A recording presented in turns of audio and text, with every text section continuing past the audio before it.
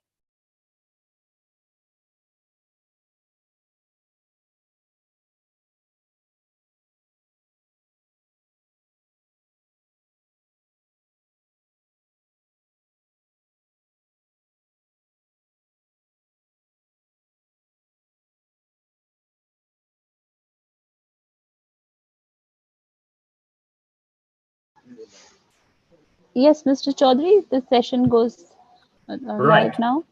Okay. Good evening, very good evening, ladies and gentlemen, or of course, to some of our participants from abroad, it may be good morning or good afternoon also as well. But let me extend a warm welcome to all of you for this session on New Age FTAs, win-win partnership. Now, we have a very distinguished panel, which I will shortly introduce, but just to sort of set the tone for this very important discussion.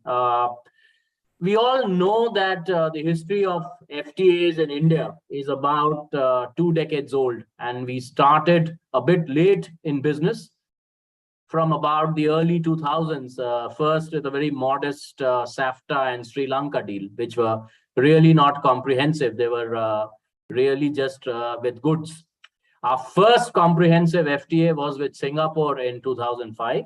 And then we followed it up with, in quick succession, with agreements with ASEAN.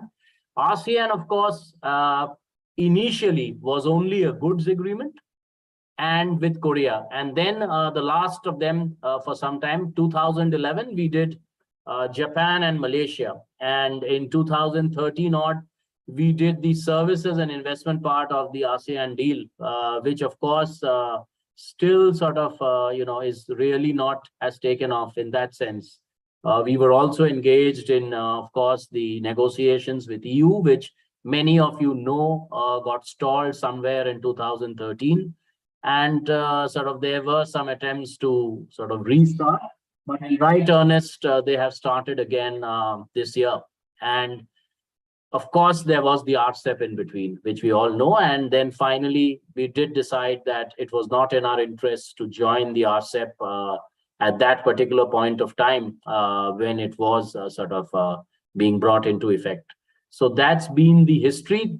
Two other things I think are very important to remember. One, all these agreements that I talked of were comprehensive in the sense of trade. So they covered goods, services, and investment, which were the three pillars of trade. And they didn't really deal with many of the so-called new age issues, which are, of course, developments. Of course, with EU, there were some of these, which even in those days of 2000, when we were doing the negotiations, were very much part of the basket. But by and large, second, the investment agreements, including investment protection, were part of the trade agreement. So there was a simple trade agreement which had investment as one of the chapters, which has a certain bearing. Now, when we have started, and I'll come to that, re-engaging, this structure has changed. So there was a kind of hiatus for about sort of 6-7 odd years when we didn't really sign an FTA. We signed one with Mauritius, but that was sort of to do also with the double taxation avoidance agreement, which we were wanting to renegotiate. And then, of course, we started this re-engagement with this so-called term new age FTAs. We signed 2 agreements this year with UAE and Australia. And then, of course, we are sort of having the negotiations with UK, with Canada. The EU negotiations have restarted, and GCC has also been launched a few days back. And structurally, there are two, as I said, major changes. One is that investment now is a separate agreement. It's not part of the trade agreement. So it's a separate agreement to be negotiated separately. And while the negotiations would happen in parallel, there is no guarantee, of course, that both of them would happen at the same time. It has not happened in the case of the FTAs that we have signed. So this is structurally different. The second one, and that is very critical, and that actually gives the name, is the so-called newer, what earlier used to be termed non-trade issues. I mean, those who know the history of both the multilateral trading system and the preferential trading system, issues like labor, environment, etc., were regarded by a large number of developing countries, including India, as not trade related.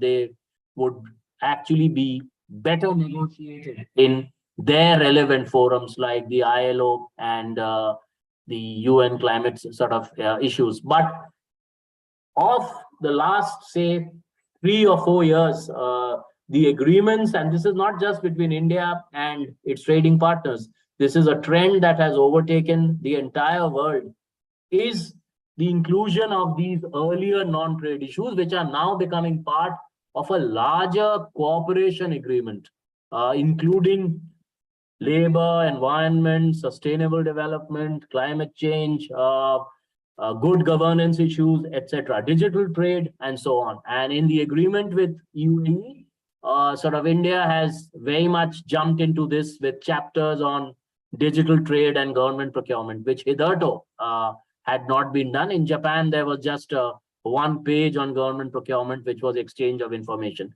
So the structure of change.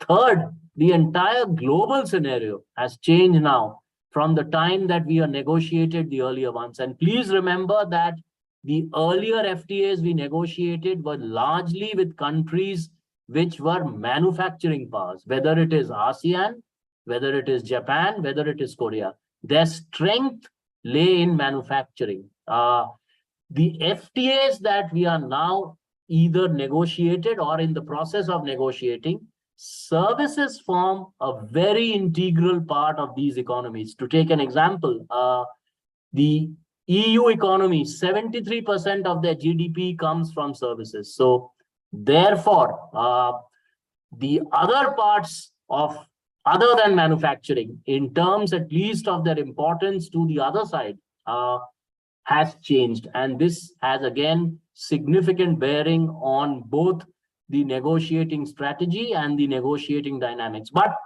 enough to sort of set the tone. We have two extremely distinguished panelists.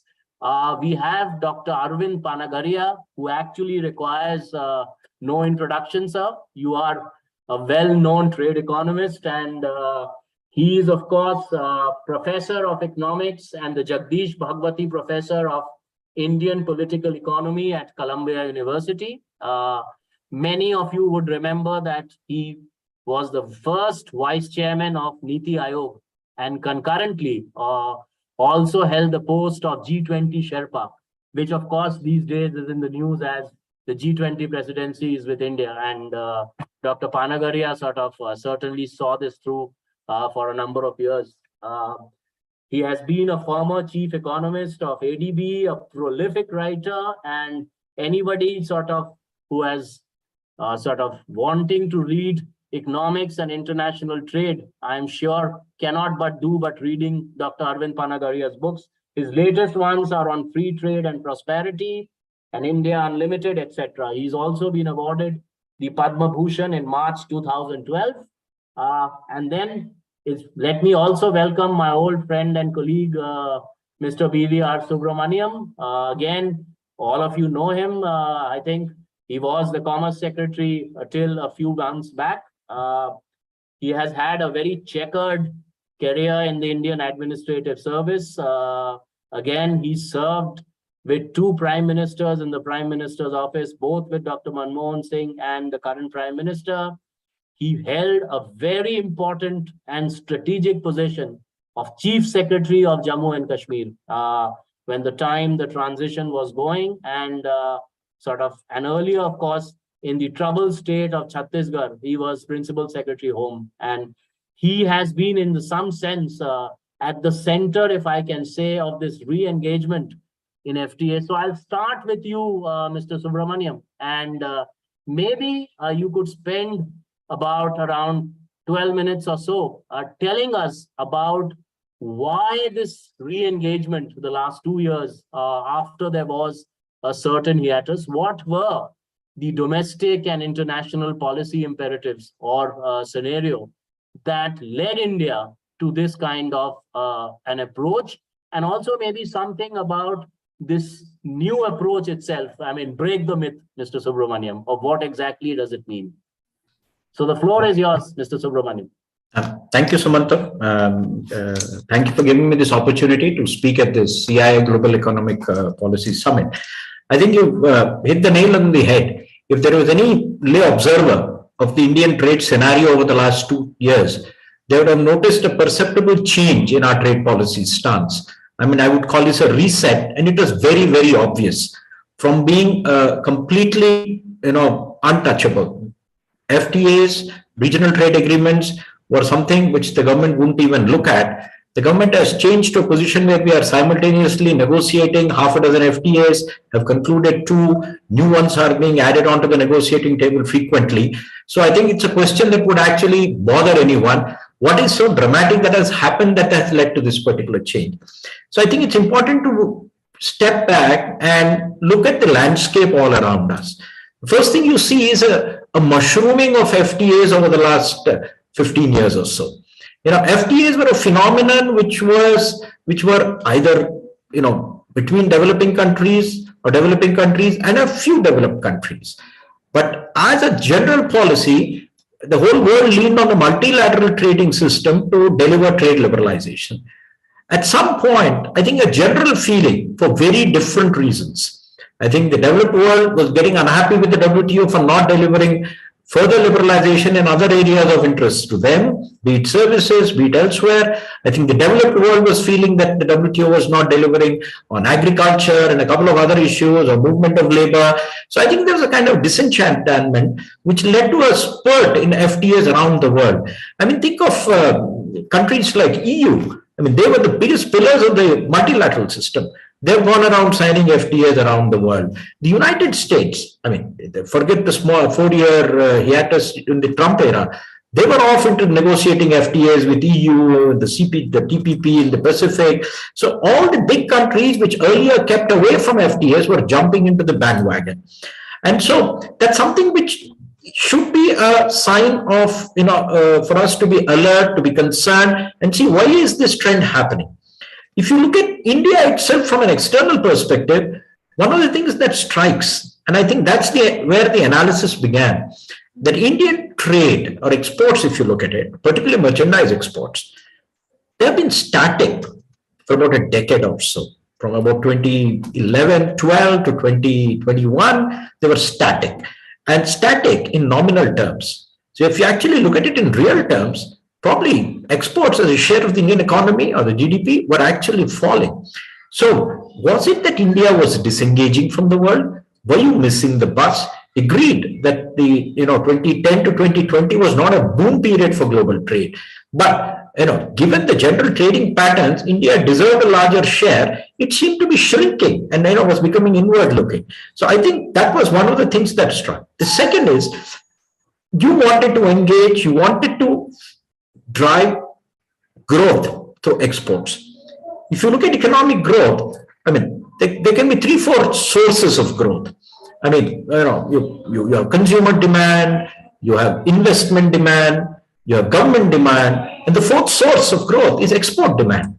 And that engine was obviously stuttering, and it was not actually delivering whatever it could have. And it's undeniable that exports and trade played a very strong role in the growth process of a large number of countries in our neighborhood.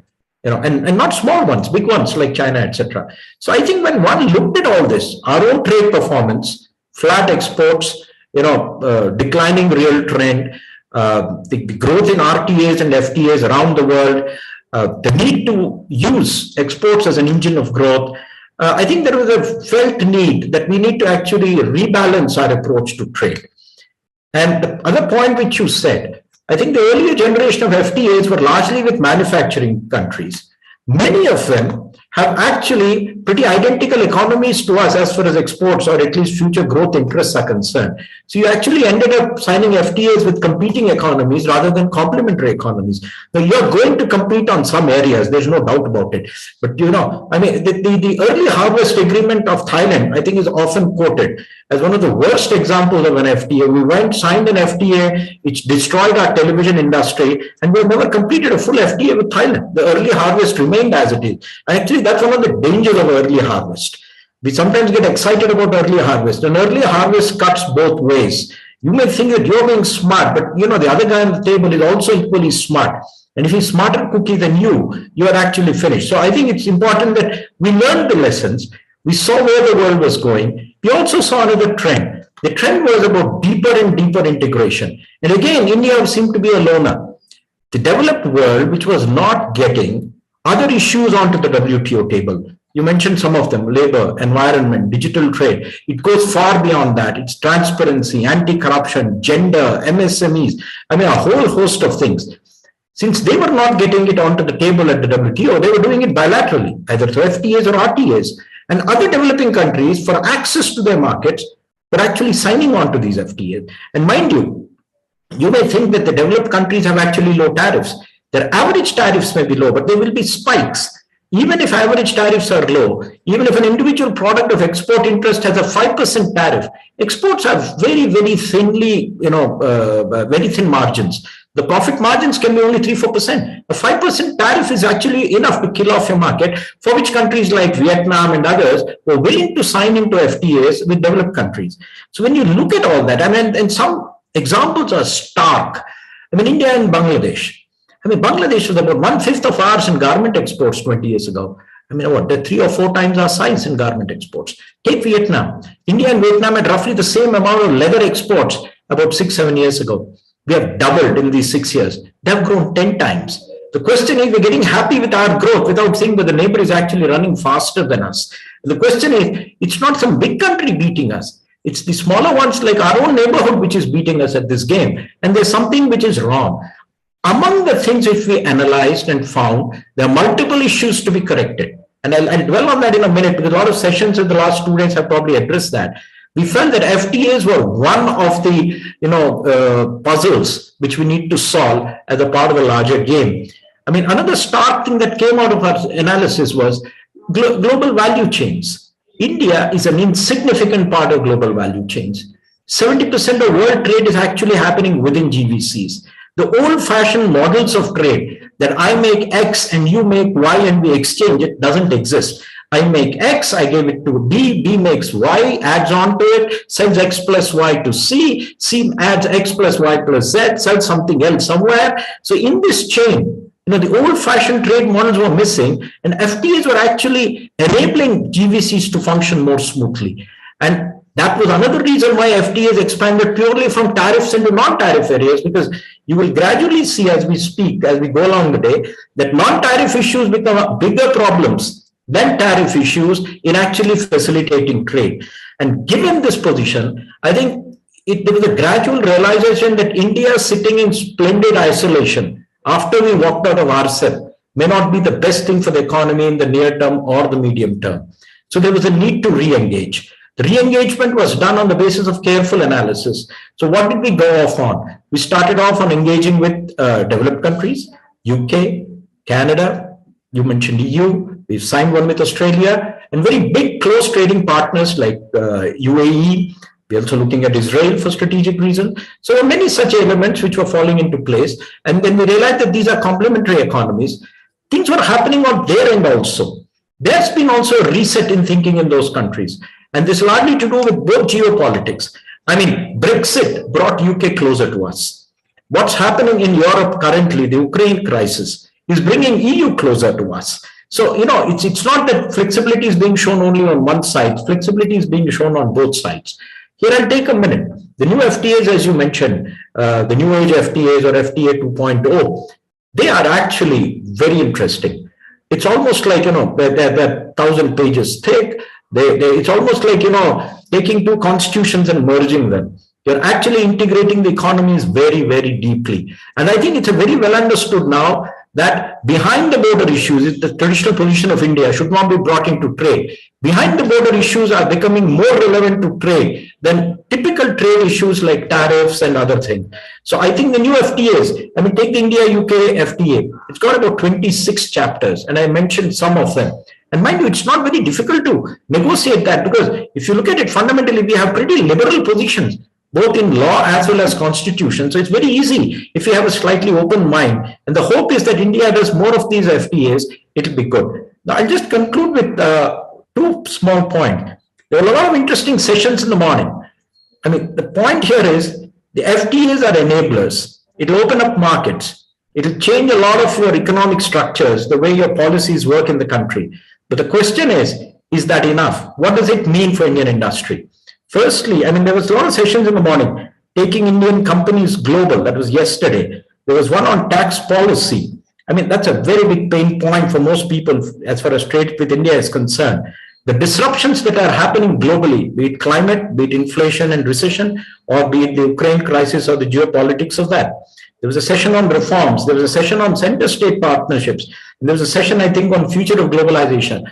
All of them have implications for Indian companies. If we roll out the FTAs, God willing, in the next 3 years, with UK, EU, Canada, and hopefully the big daddy in the room, which is the United States, as and when they change their minds, it will mean a lot for Indian companies in terms of what they need to do. Business as usual will not work. They will have to change their game. They will have to understand that they will not have sheltered, protected markets. Trade is not a one-sided thing. It's a two-sided thing.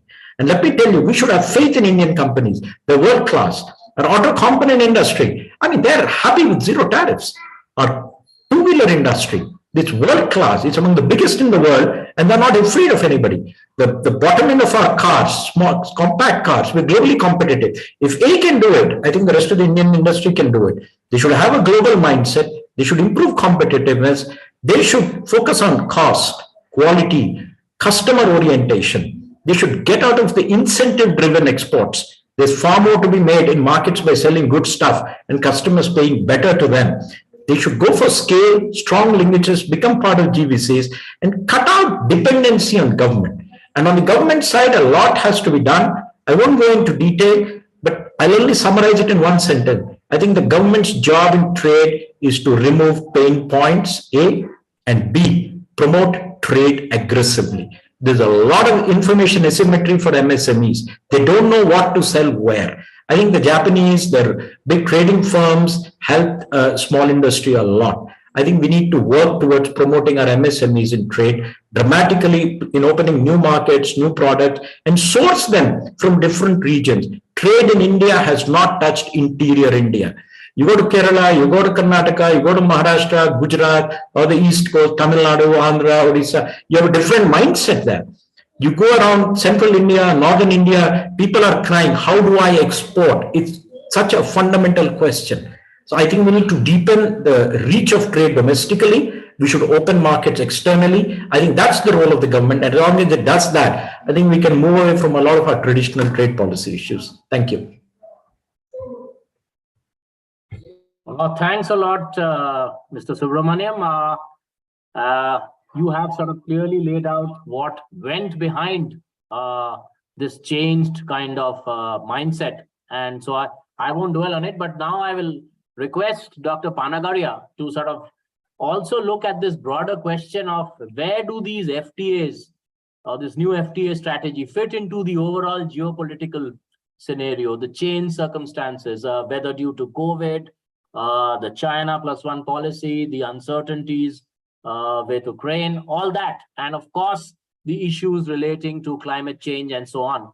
And secondly, of course, Dr. Panagaria, if you could also sort of indicate our preparedness for these so-called new age FTAs, or what we need to do further in order to be able to engage more effectively in them. So the floor is yours, Dr. Panagaria. Thank you, Samantha. Well, I'm very pleased to be coming after Mr. Subramaniam, and I very strongly express my agreement with many of the things he said, especially at the end.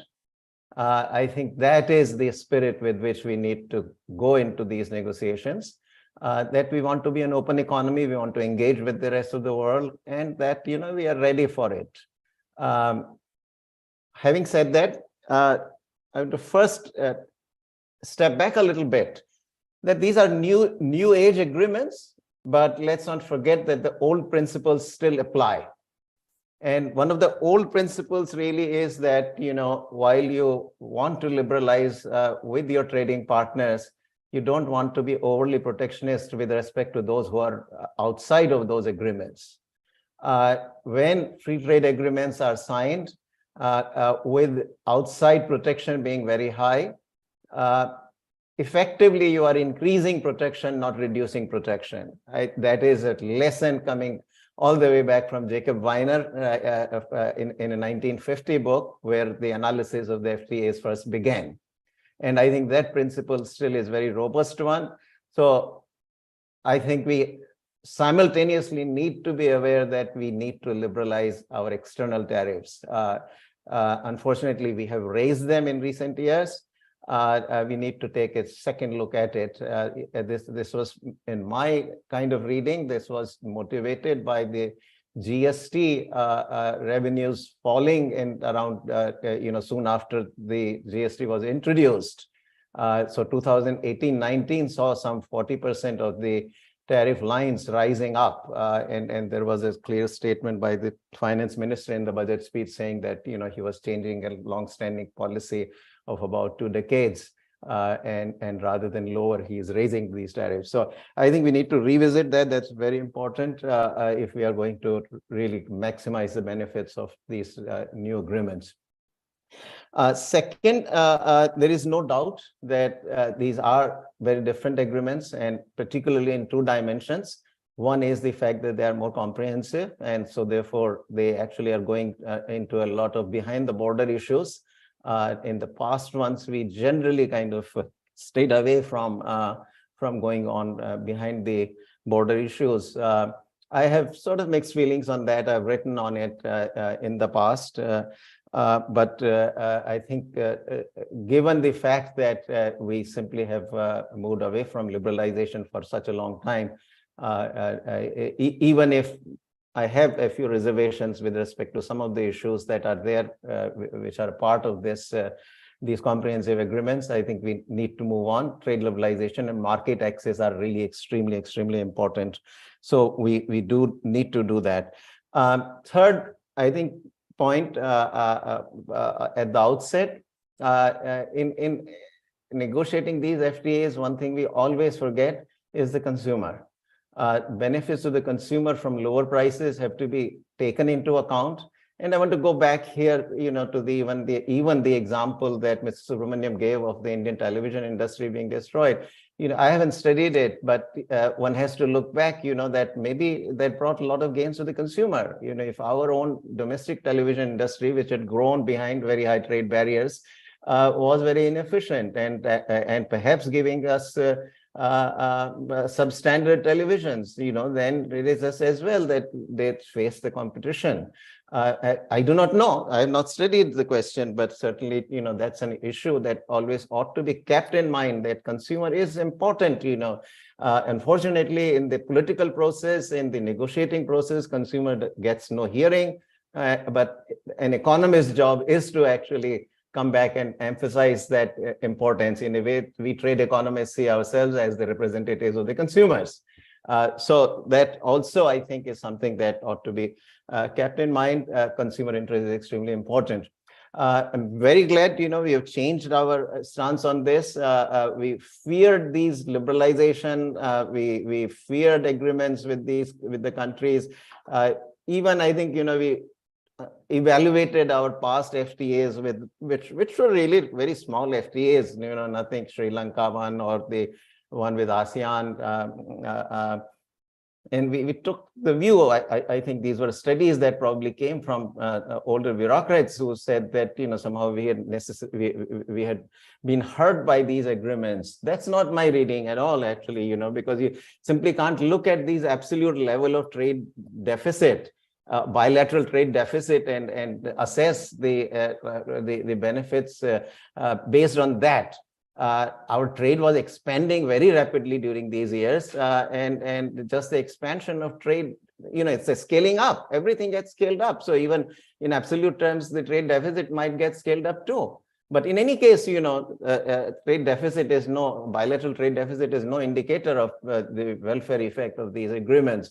Professor Praveen Krishna has written a paper about with a year ago or 2 years ago, where he makes the point that once you take into account the scale effect, actually even the trade balance or bilateral trade deficit did not rise.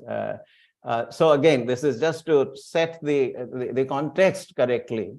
Now, in the terms of present agreements, I think one of the very important things that we are doing is to sign these agreements with many different countries. At least that is the plan, and that's a sort of very spirit that comes across from what Mr. Subramaniam has said, and that really is a big difference, very important. When you open up with a large number of countries, then this fear or this risk of opening, to increase protection rather than reduce protection, right? When you're doing it with just 2 or 3 trading partners and your external tariff is high, the risk that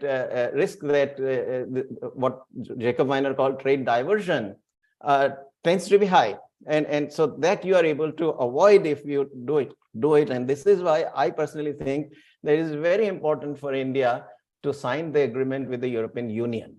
That is a large market.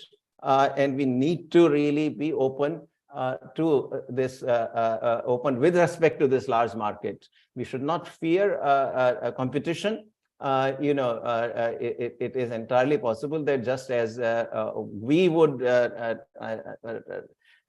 replace some of their domestic production by our exports to them, likewise, some of our inefficient domestic production may also have to move somewhere else, meaning the resources have to move into more efficient areas. And that is a good thing. That's a good effect of liberalization. But very important also is to bring our export interests into the negotiation. What I have seen very much actually in our negotiation is that it's the import competing interests who are omnipresent in these negotiations, and the export interests never show up. As an example, I give you, when we, for example, negotiate with the European Union, why not bring our clothing, apparel and clothing exporters on board in our negotiations? The auto industry will come there because, they are threatened by the competition in auto sector, by the liberalization that we might do with respect to the European Union, which they legitimately will ask us to do. But likewise, we should bring in our export interests also. I mean, this is how the United States has negotiated trade liberalization for the longest time in the multilateral forum, also initially under GATT and then under WTO. That, obviously in the US also there is this problem that the import competing industries don't want to liberalize, but they would then bring in the export interests as a counterbalance. We ought to do that. So that is one further point. One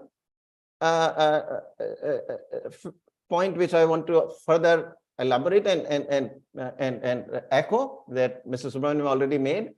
Very, very important one, actually. Its importance cannot be underestimated, that today is the world of very low transport costs, very low communication costs, and therefore the production process has now been broken up. As he said, it's not a matter of I'm producing all the automobiles and exporting to you, and you're producing all the television sets exporting to me. That is no longer the case. Some components of television you produce, some components of automobiles I produce, and that is how then the supply chain kind of builds up. The GVCs that we talk about are the result of this, breaking up of the production process into many, many different stages. My favorite example is the iPhone, which is about 1,600 different components. These are produced in 43 different countries by 200 different firms. So you see that the components are moving from country A to B to C to D. And if there are even small tariffs, when a component A goes to B, value gets, A goes to another country, value gets added, becomes B, goes to another country, value with some value added, goes to C. I mean, through this, if you have even modest tariffs, because there is a tariff on tariff being imposed as you cross one border and the second border and the third border, it piles up and it raises the cost. And this is why the free trade agreements, which basically make the movement frictionless and doesn't add to the cost as the components move from with more and more value added across more and more borders, leaves them competitive. And so I think connected to this is also our obsession, near obsession, I would say, with promoting more value added per unit of a product.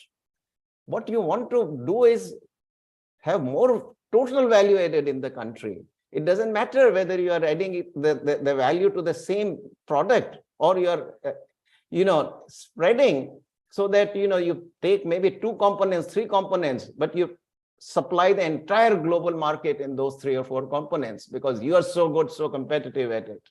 When you try to do the entire value added in the home country, obviously you're not competitive in all of these different stages of production, and therefore the product will become uncompetitive. You'll never be competitive. So that is a point which is extremely important to be remembered. One last point with which I'll conclude is that the importance of these FTAs now is further multiplied actually because of the China plus one strategy that the multinationals around the world are now looking for. It is very clear that the credibility of China as a market, as a location for production has been greatly undermined, and diversification has become a very clear, well-defined objective of the multinationals. And we need to be that plus one. So far, it has been Vietnam, it has been even Bangladesh in some sectors, Indonesia and so forth. We have not fully become, good signs, in terms of iPhone recently deciding to come to India and all, but it has to happen on a much larger scale. There is no economy of the size of China that is there out in the world except India. So India ought to be that plus one, and free trade agreements actually will make us a very, very desirable site. When location is thought of in India, and India has a free trade agreement with the European Union, that large market opens up as a potential export market for the multinationals, frictionless movement of components, etc., between the 2 large entities. I think that is what we really need, and we ought to look at where we are in 10 years' time.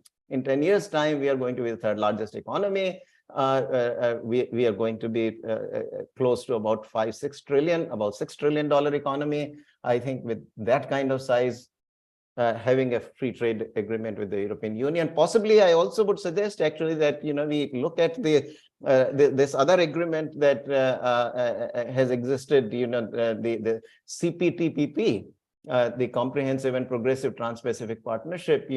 We already have agreement with Japan, with South Korea, with ASEAN, and so every reason for us to actually look at that agreement. China is not a part of that, and we have to become a part of that, and that really kind of puts us in the middle of European Union on one side and the CPTPP countries on the other side. So we become fully linked with the global marketplace through these FTAs. So let me conclude with that, and thank you for this opportunity.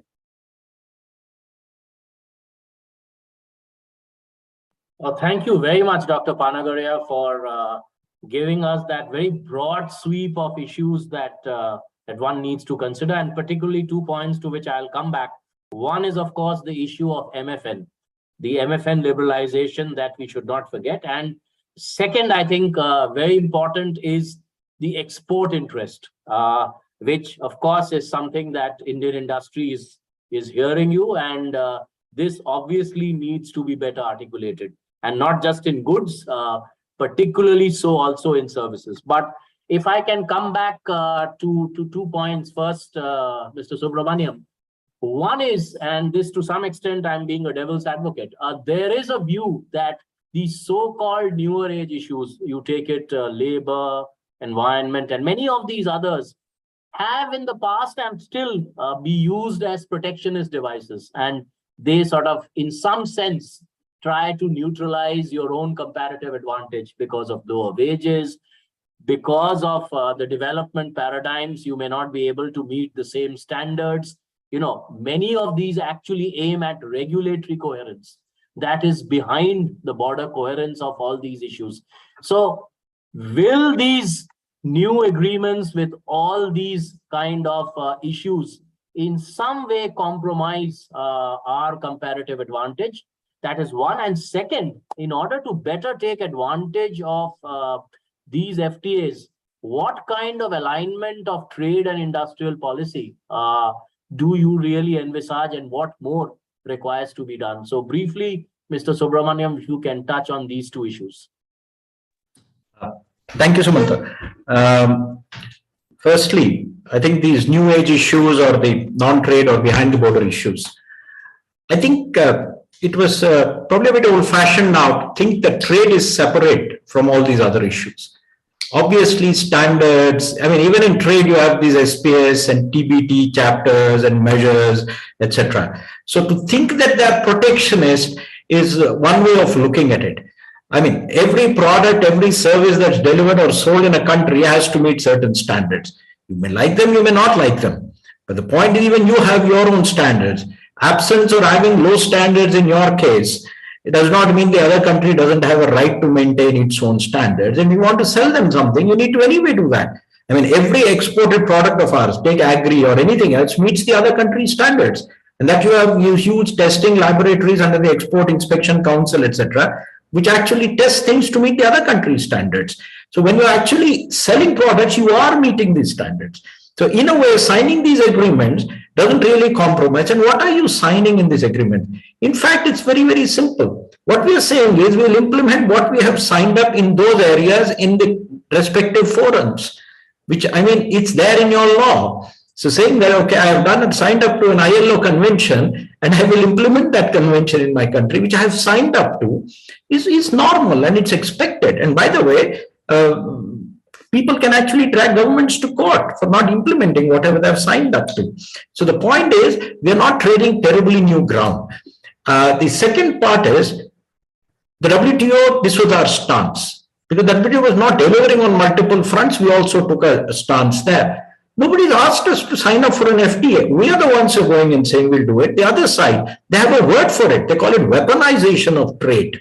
They do it, and they do it deliberately. And the point I'm saying is, this is a question of striking a grand bargain. How can you restrict the bargain to, say, a certain number of areas and not have a bargain in some other areas? Okay, if you're going to say you change your political system and you go from a parliamentary democracy to a presidential system, no go. Nobody's asking for that kind of stuff. People are just saying, okay, we will have certain other areas we're going to cooperate on. A lot of these areas are actually best endeavor areas. They're not extremely intrusive into your system. And I'm pretty sure, and having participated in some of these and seen some of these papers, without going into detail, I'll say they will not require major changes in our own domestic policy. And I think that's a position which all ministries have taken. And I don't think that is the expectation. I'll give you a typical stance. There's another 2 points I'd like to, and I can compliment what Dr. Panagaria says. And he mentioned the television thing, etc. He's absolutely right. I mean, and actually I take it even broader. I mean, there I was making the point of signing early harvest agreements and then not going on to the full thing. If you had signed a full FTA with Thailand, maybe it would have been a different scenario. You stuck with the early harvest and the Thais walked away after that. And then you were stuck holding up partial. So the partial ones are bad. Do anything, do comprehensive. Two, there's something peculiar. We are a very broad-based economy. We can't pick and choose a particular sector or a product as a winner. Bangladesh can choose garments and ignore fabric. India in textiles, for example, sits on the entire value chain. India in metals sits from ores all the way to manufactured goods like cars and other machinery. The question is, you try to protect one sector, you're actually messing up the downstream or the upstream sector. And I think that is a very strong case for having very low tariffs. FTAs help you move gradually in that direction. If you're unable to swallow a big pill, doctor says take it in 5 doses. Okay, so maybe FTAs are in a way moving you in that direction. The second point which I wanted to mention is, these issues, new issues which you mentioned. We have a position in the WTO where we said, there's something called joint statement initiatives by which other countries gather in small groups, and India has been opposing JSIs. I would put it very differently. We're opposing because we do not know where they will lead up to. But if you have signed up, say, a chapter on gender with the UK or EU, we would become far more different in our own approach at the WTO. The last ministerial was a very interesting one where India actually broke new ground and allowed a new agreement to be struck and a ministerial to come out successfully. Maybe as we sign more FTAs, we will be seen not as a roadblock, but actually a part of the global system which helps generate more and more consensual positions. Lastly, on the issue of tariffs, I'd like to mention another point, again to supplement what Dr. Panagaria said. I think tax policy as an instrument of trade policy is obsolete. I've said that once before, I'm repeating it very, very emphatically. Taxes on customs are anyway should not be a source of revenue. Two, they hurt exports. Even if you think that we do not export taxes because we give duty drawback and remit taxes, the problem is there is a cash time inconsistency. So there are cash flow issues in those things. So I think we actually need to see that customs in the rest of the world, customs are not for revenue. Developed countries have customs for narcotics and contraband. I think that's the direction. And I think there's been a sudden change in mindset which needs to be reformed. It's very, very interesting because most of the tax issues were brought in, not for protection, but for revenue initially. And maybe that was temporary, but it should be seen as temporary and then a correction made. The FTAs would do that. Coming to the issue of what are the changes needed in industrial policy, I think it's a larger thing which you're touching on. I think there were many sessions, but I'll say two things. When you hear seminars, you hear about infrastructure problems, you hear problems of cost of electricity, water supply. So that are the disadvantages, and that's what exporters complain about. I think a lot of that is hogwash. I do not believe in it. You won't be exporting anything otherwise, if that were true. But the fact that you're competitive in many means people know how to work around that. If you're sitting in a port in Chennai or Goa or Kerala or Gujarat, I think the logistics of the interiors don't affect you. So you're actually there. So what is actually the bugbear? I think the bugbear of Indian trade is paperwork. It's absolute paperwork. On cost, India is extreme. And I'll end with an anecdote. There's a chap in somewhere in southern Tamil Nadu, somewhere near Tiruvannamalai. It's a Taiwanese company which makes shoes for Nike. They produce 35 million pairs of shoes. They supply 1/4 of the world's total purchase of Nike, the company. They have 4 different locations in which they manufacture. Taiwan is the company, China, Indonesia, Vietnam, and India. And they say that India is the most cost competitive. And what do? It's an SEZ. They ship the stuff in, make it, sell it out, no paperwork. If we cut down paperwork, it's a very easy step to get into. Even our FTAs, I'll tell you when they will not come into great use if we increase the paperwork in FTAs.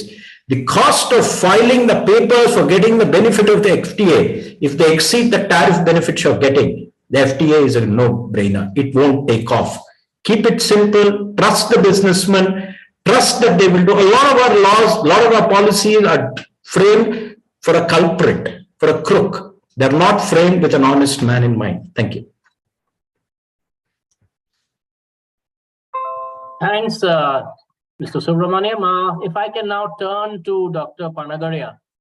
You briefly touched on this question, but let me again try and sort of Now, we all know that the multilateral liberalization in terms of market access, be it any area, is in some sense just not going to happen, not at least in the kind of initiatives that we have seen in the past. But at the same time, as you said, MFN liberalization from a purely economic perspective, and this issue of trade diversion and trade creation that you mentioned. So, should autonomously, now that you're not likely to get a multilateral sort of bind-in for doing autonomous MFN liberalization, should you still engage in that process of multilateral liberalization for tariffs?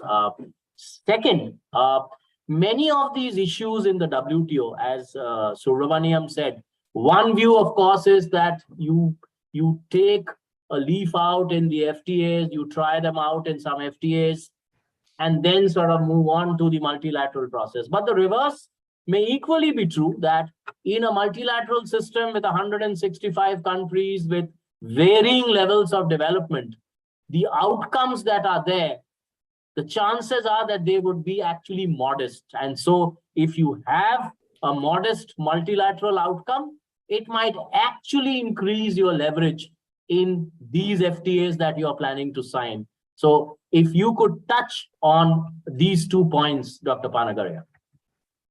Okay, thank you, Sumanta.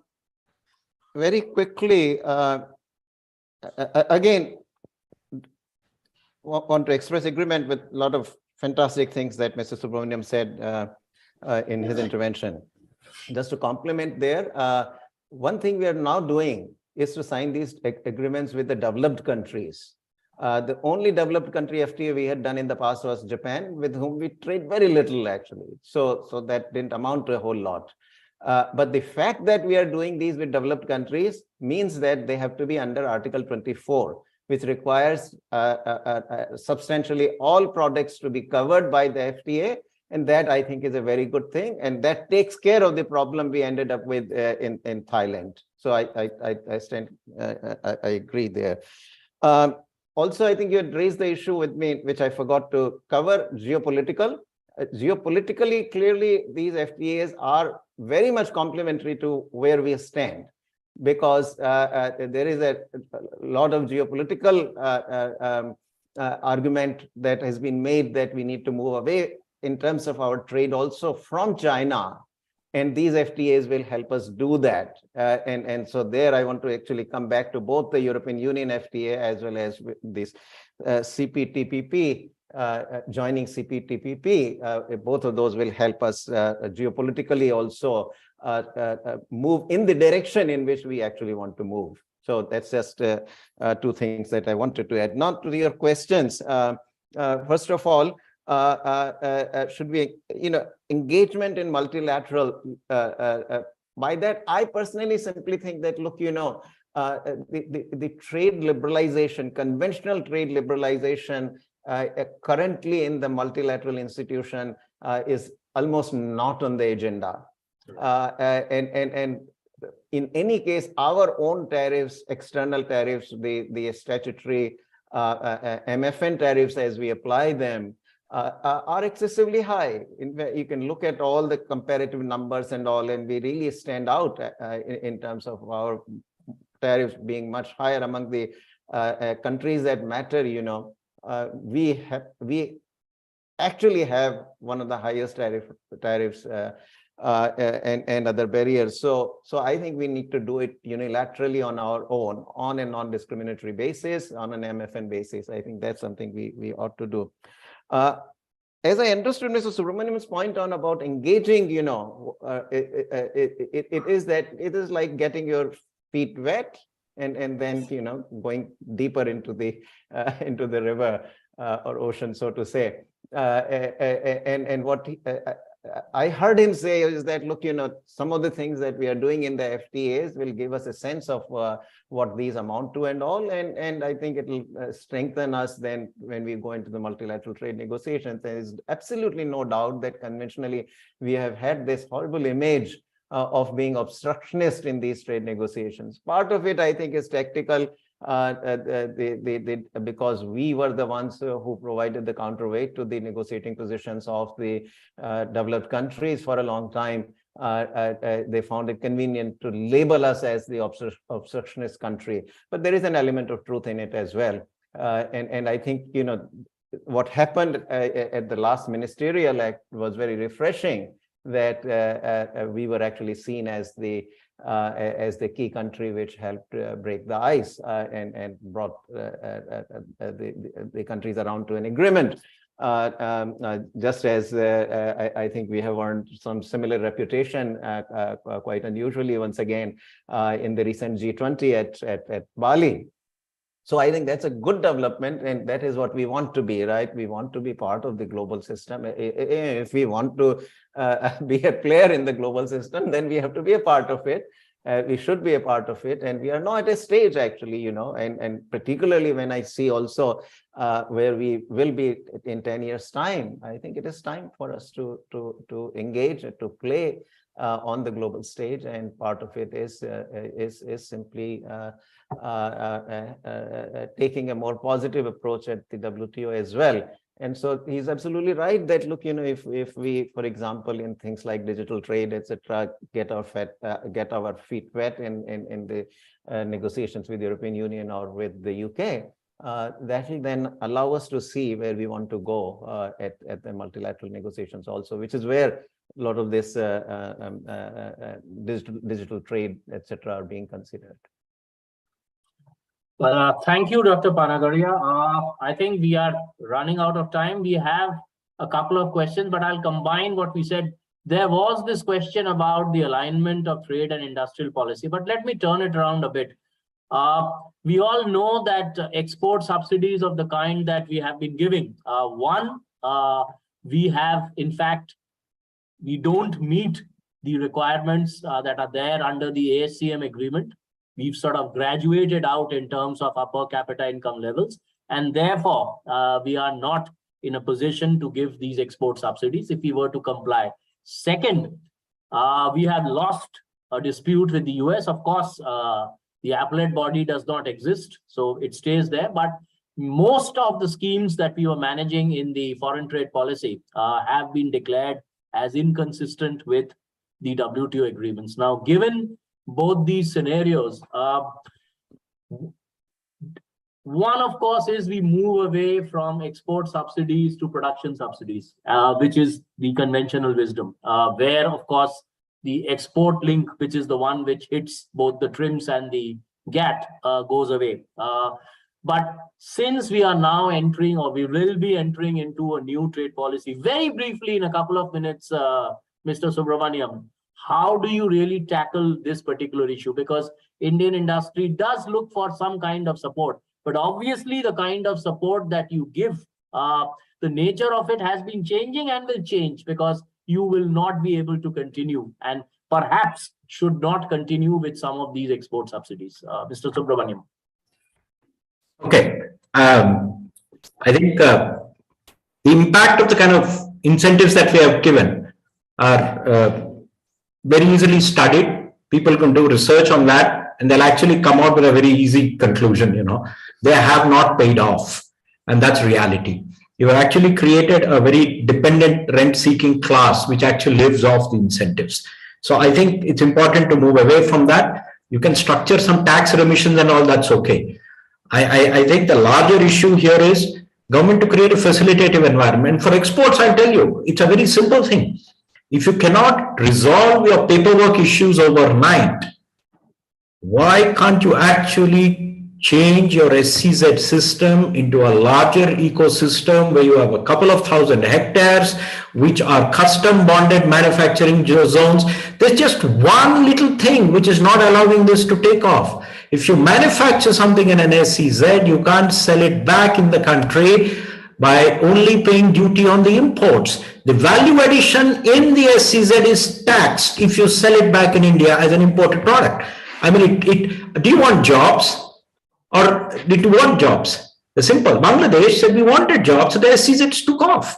We made our SCZ into a tax evasion game, and that's where SCZs went haywire.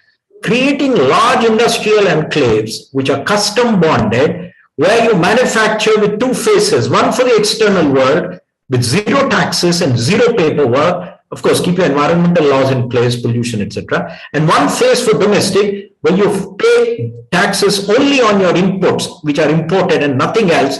When domestic inputs and domestic labor is not taxed, it's going to be a major industrial policy reform. I don't think we have looked in that direction. You look at that, that'll be a huge game changer. Mark my words, if that kind of a step is taken, there's a bill ready in the department, moving the SEZs in that direction, called the Desh Bill.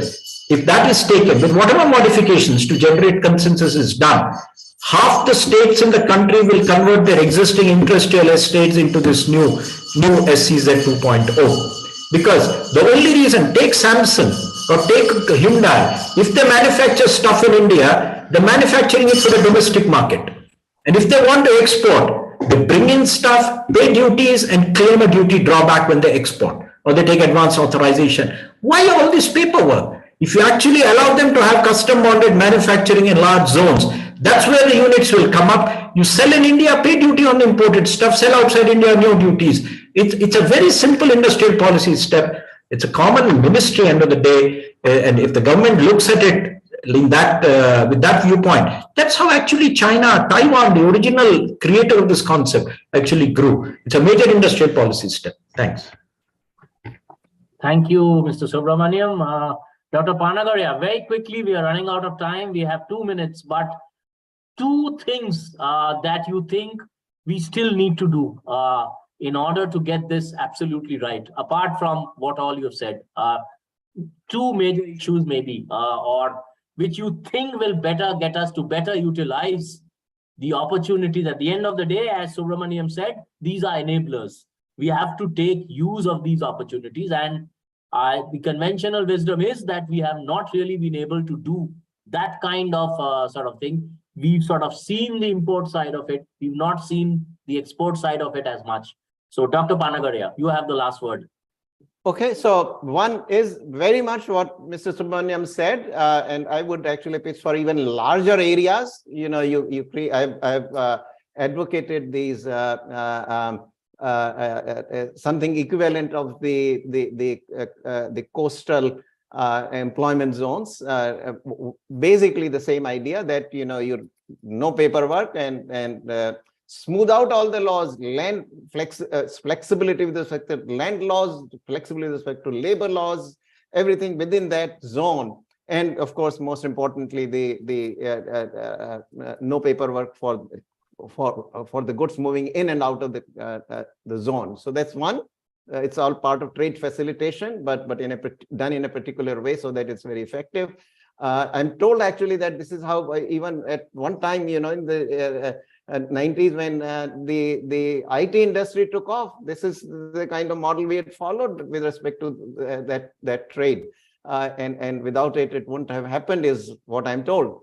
The second I want to come back to, that we absolutely need to do is our external tariff, our MFN tariff, which must be lower, without which we'll not be able to take full advantage of these free trade agreements, because in that case, all we are doing is to give our partner the tariff revenue that we otherwise collect. That becomes a part of their profits, and there is no decline in the prices of our imports. But the decline in the price of the imports will ultimately happen to the benefit of the consumer through liberalization of the external tariff as well. Thank you, Dr. Panagaria, and let me take this opportunity of thanking both the panelists, Dr. Panagaria and Subramaniam, for sharing their wisdom. Let me also thank the audience for listening. Well, this debate shall continue, and it should continue. There are always two sides to it. Industry, of course, needs, I think, certainly greater awareness on these issues. But I do hope this session has contributed to that awareness. So once again, thank you and good night. Thank you. Thank you. Bye-bye.